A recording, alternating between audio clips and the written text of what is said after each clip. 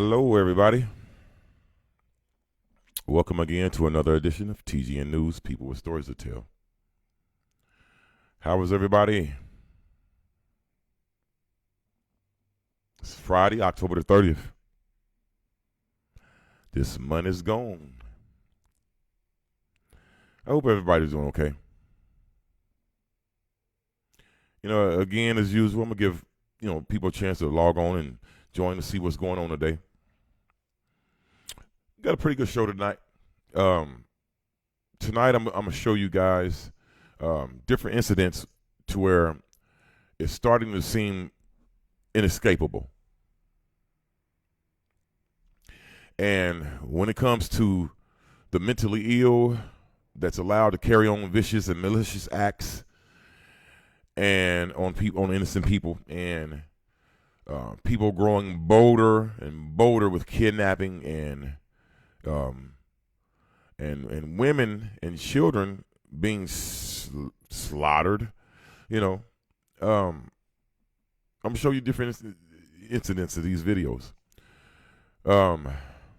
We have to pay special attention to. This is TGN News, People's Stories to Tell. I'm Tommy, your host. I'll be right back.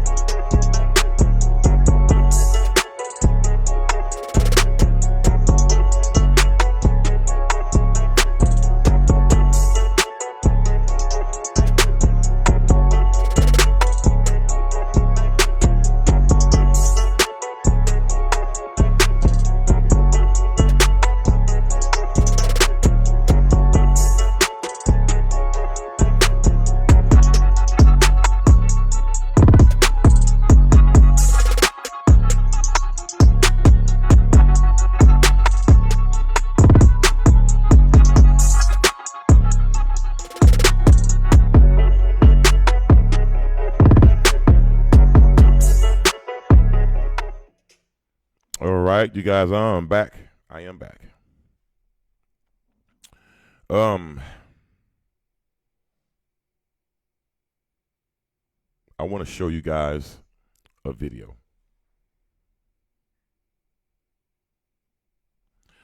I want to show you guys a video, and the videos I want to show you guys is of a person that seem to have it all, okay? And remember when I was telling you guys that you can usually tell when something is bothering a person? Well, in this case, you just couldn't. And this person seemed to have it all together. But then out the blue, here it goes. They go to complete pieces and harm other people along the way. It's some guy, I can't remember his name, but I'm going to show you the video. Let's check this first video out. Developing story this afternoon. A man once questioned about the fatal shooting of a pregnant mother is now charged with killing her and the baby. And WGN's Julian Cruz is live now at Chicago Police Headquarters with the details here. Julian?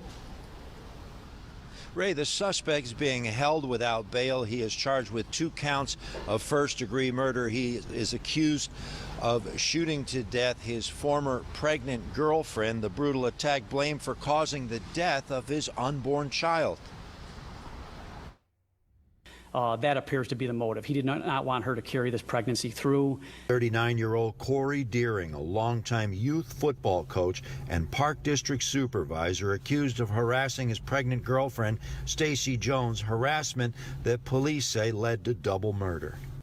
The victim had conveyed to some of her friends that the father told her she would never make it through the pregnancy. The single mother of two, a Cook County probation officer, telling her family about the threats. A friend with a car, according to detectives, unwittingly driving Deering to Jones Jeffrey Manor home late on October 13th, not realizing his friend's deadly intent. It wasn't until days later that the motorist understood what happened. Miss Jones' child was born just 40 minutes after his mother was shot. She died within moments of giving birth. But through the use of technology, we were able to track the vehicle which was used to drive the offender to and from the crime scene.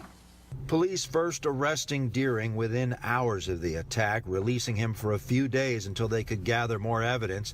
Deering, with the support of a well-known community activist, turning himself in to face double murder charges. Oh, man. That community activist, Andrew Holmes, finding a way to step in to help bring this sad case to a resolution. We'll have details for you coming up in the 5 o'clock hour at the public. And that's what I was telling you guys before, is like, you know, you look at people like this that surround us, that we come in contact with, even our children comes in contact with. You hear what they said? He was a football coach, you know.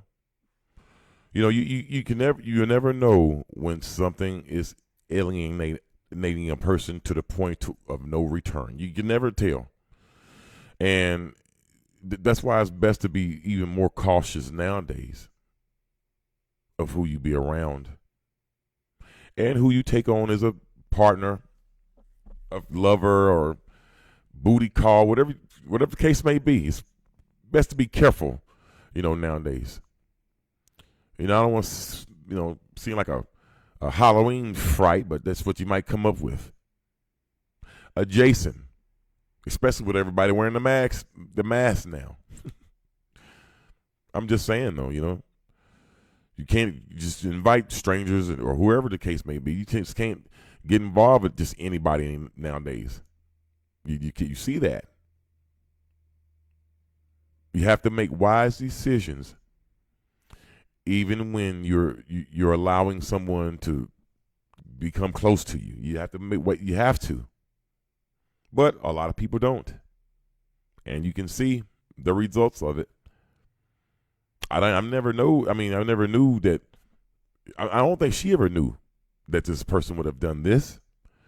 But if you'd have thought that maybe trying to say, "Hey, I'm gonna have this baby," to him would have made him even more mad than what he was, and hey, I think you probably should have left it alone, or something. I wouldn't set myself up to be, you know, done like that. No, not at all. You know, especially in a case like that, you know, you just can't, you know, you can't go out like that. You got to use your better judgment. You got to use your better sense, you know, especially if you're a woman. This second video I'm gonna show you guys. It's about how kidnappers are getting bolder and bolder. And not just that. It seems like once these bold attacks happen, most of the time, it's women that's doing or trying to do the kidnapping. That's what it seems like. And it's starting to grow more and more and more. And it's starting to be more unnoticed. Every time you hear kidnapping, it's usually a woman trying to snatch a kid. What is this woman going to do with the child? I know I asked this before, but coming from a woman's point of view, if women's listening, then what would this woman possibly do with this child? I'm just curious to know. I'm just trying to find out. I don't know. Let's check this video out.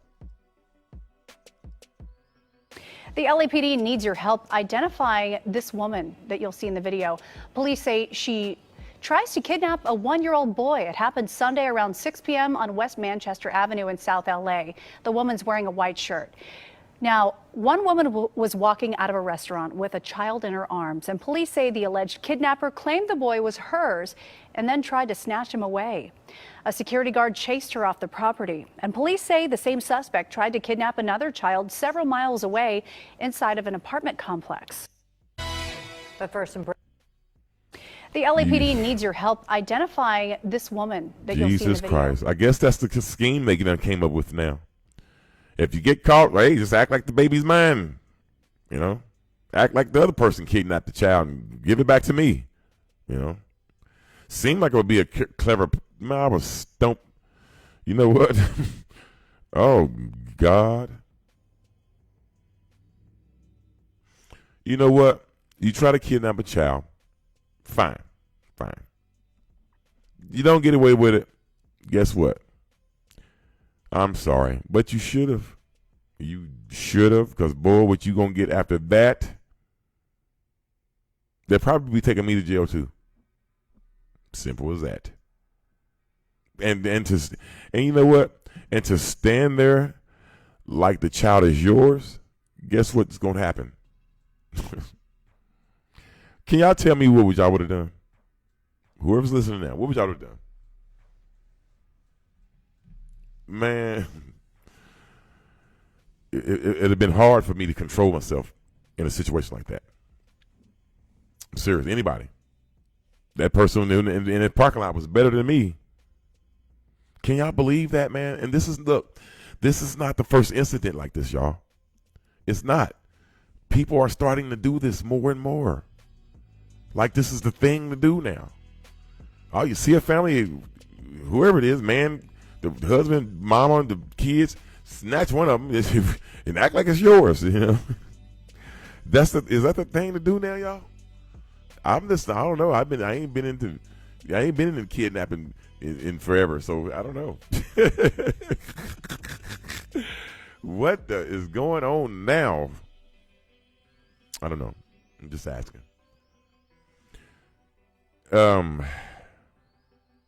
Anyway, thanks for joining, everybody. If y'all can't share this, you know, I want to see if other people can get to, reason why this is all of a sudden starting to happen, man. You know, I can see a person kidnapping somebody, trying to kidnap them, and you know it just ain't your child. Okay, well, he failed and I picked him up or something. But to act like the child is yours, I don't know. I don't know about that one. Anyway, this is TGN, People with Stories to Tell. I'm Tommy, your host. If you can, share this. Let me take a break, and I'll be right back.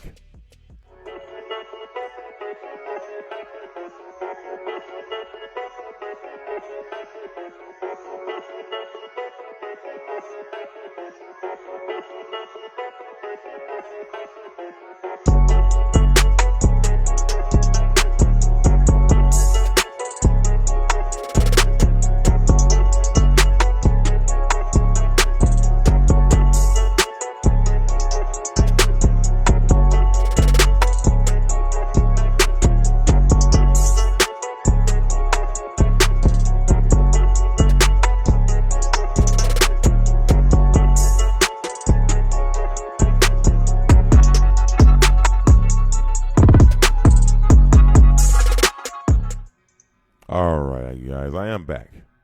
This is special video night for those who stick around from the beginning to the end. You will get to see, well, I keep saying special, but it's nothing special about it. But anyway, what can I call it now? Since I don't want to call it that, I don't know what to call it now. All right, so I gotta call it something. So hey, this is I don't know. Amazing video night. I don't know. Anyway, this next video I want to show you guys. And I want you to look at this picture. I want y'all to look at this picture. Look at this girl. I want y'all to look at this woman for a second. And I want y'all to know something about this woman. Okay? First of all, she's homeless. And second of all, she is known to have a mental illness. Third of all, she is known to be violent. Fourth of them all, this woman here committed an act so atrocious, man, you would never believe it. If somebody know this woman or ever knew this woman, I just can only pray that you wasn't one of her victims also. Let's see what this woman did. I'm going to show you guys right now. Let's get it. Less than 24 hours after a teenage boy was shot multiple times in Riverside, police have arrested a homeless woman in connection with the crime. 22-year-old Amina Jackson is now locked up in the Duval County Jail.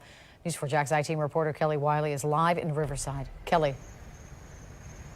Neighbors I talk with say they don't recognize that teenager from living at this part of the neighborhood, but say he was likely probably walking home from school like many other kids that take this route. In Jacksonville, video shows frantic neighbors praying over a teenage boy after being shot in the middle of the day. In the name of Jesus, God. Sir, please help me. Please, God. Today, investigators giving new details about the shooting that left the teenage boy in serious condition in the hospital. A new police report reveals a 22-year-old homeless woman, Amina Jackson, has been arrested in connection with the shooting. Neighbor Sahara Graft was on her porch when she said she heard the gunshots. I looked down the street and I saw a boy on the ground, and then I saw the person like running away, and I was just really confused because it's the middle of the day. I heard he was walking home from school. Jackson is charged with carrying a concealed weapon and with resisting police without violence. According to the report, officers who found Jackson after the shooting asked her to stop walking, but she continued. Court records showed just 4 months earlier in June, Jackson was taken to a mental health receiving facility for involuntary examination. This happened after she was arrested for petty theft. And again, so far, Jackson is not charged directly for shooting this teenage boy. So far, her charges are only that she had a weapons charge and a charge for resisting arrest without violence. As we learn more, we will tell you. Reporting live in Jacksonville, Kelly. I don't understand why they haven't charged her yet. They should have. I mean, here it is. I understand now, though, somewhat. But you have mentally ill people that's allowed to be out in society because, for one reason, a lot of the places where they used to contain the people are closed now, like the Central State. They closed it down. Like the LaRue Carter, they closed it down. You know, so it's issues like that that's concerning, you know, citizens, or why these people want to allowed to still walk around when there's jails. There's jails, and you see the crimes that they're committing. The homeless are starting to commit more crimes than anybody, and it may be because the homeless is taking a toll on them. It could be. I don't know. But I also don't understand why is this. Listen. After they are violent and they find out that they're violent and they have a mental issue, these people are continuously still let out when they had them in jail in the first place. Yeah, they're doing more damage to the population than anybody now. And this is really getting out of control. It seems like most people that are homeless, they do have a mental illness. It seems like that's the case. If they didn't have a mental illness, they probably 9 times out of 10 wouldn't be homeless. If they didn't have some type of issue. You understand? And that issue, you know, be a disability, you know. So again, you know, just be safe. And if you have loved ones that's in this shape, you know, try to keep them safe. You know, try to keep them away from everybody else as well. You know, so you don't tell them what they'll do now, especially in the days we live in now.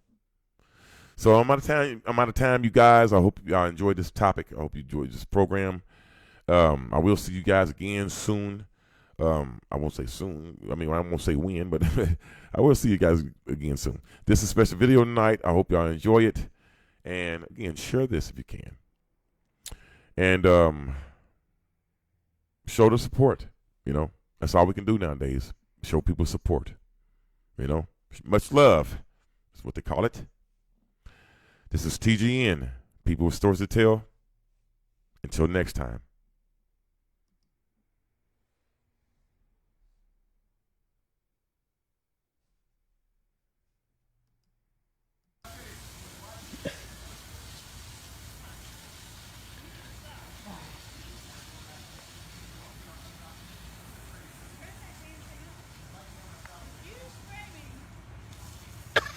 Oh my God. Oh my God. Oh my God. Go home, girl. Oh my God. You're gonna lose that battle. Okay, now I think maybe we should call somebody. Do you think? Yeah. Please get off my property. Is it 911? I will defend myself on my property. Get off my property. Yeah. Probably call 911. Do you want me to call?